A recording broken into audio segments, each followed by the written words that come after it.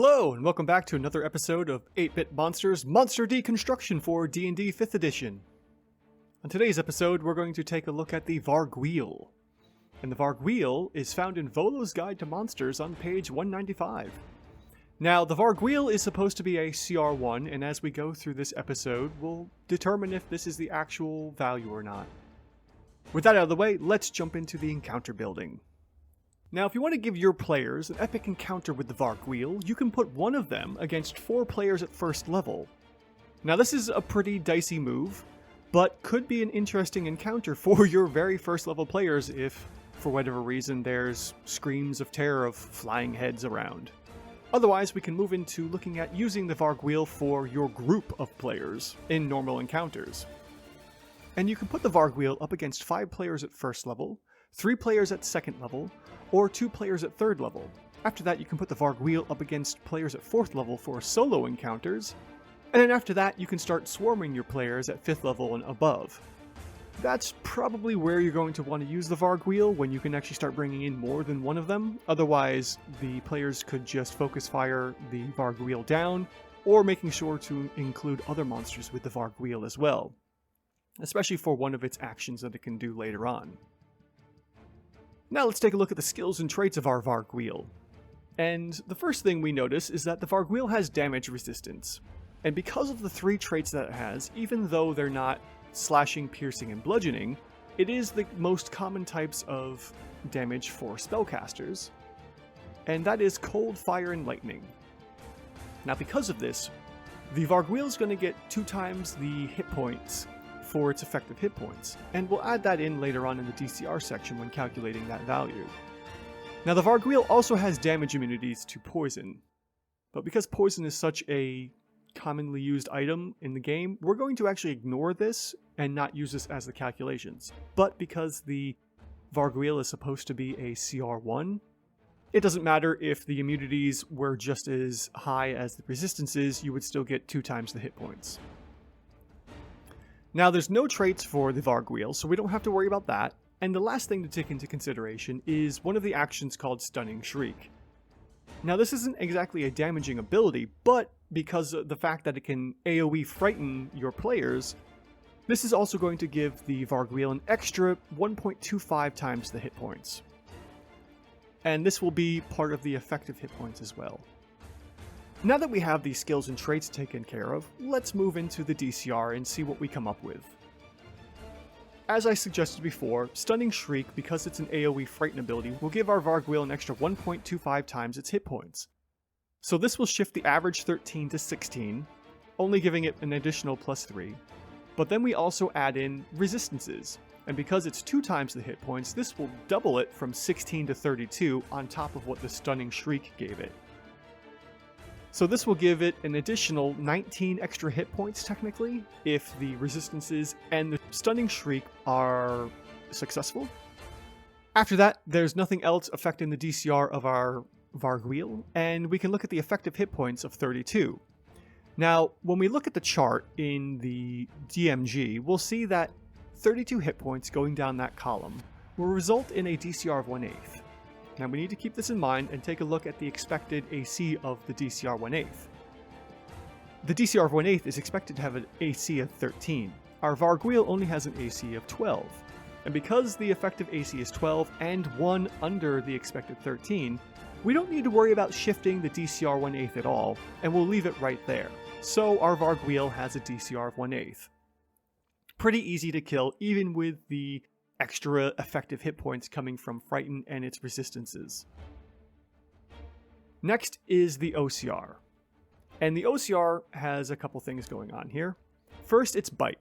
The Bite has, on average, 5.5 piercing damage and 10.5 poison damage. Next is Kiss. And we're going to ignore Kiss because the only thing it does is curses the players. Yes, the curse is very important, but you can only curse the target if they're incapacitated, which doesn't really help here because the Vargouille doesn't have any way to incapacitate players on their own. So this is why I suggested earlier on that you'll want to bring monsters that can potentially incapacitate players so that the Vargouille can go over and, unfortunately, kiss them. then they need to make a DC check to resist the curse, otherwise they start losing charisma. Now the Vargouille only has its bite for an attack, so this is also going to be the average DPR, which is a 16, coming from the 5.5 piercing and the 10.5 poison. Those half damages are important.